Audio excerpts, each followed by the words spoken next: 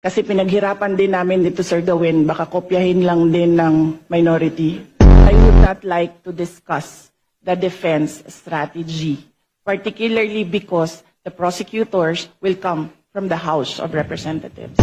Magpinsan po ba si Congressman ko ngayon tsaka si Zaldi ko?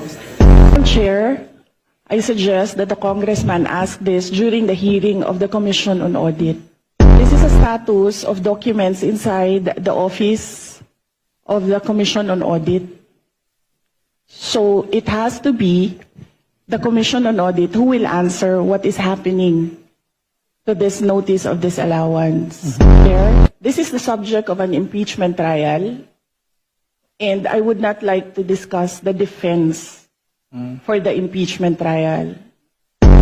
No public funds were used for all my travels. I did not charge representation. I did not charge tickets. I did not charge per dime for all my travels in the Office of the Vice President. So the Office of the Vice President from 2022, 2023, and 2024 received unmodified opinions from the Commission on Audit. Wala po silang nakitang nawawala. Nawawala po yung papel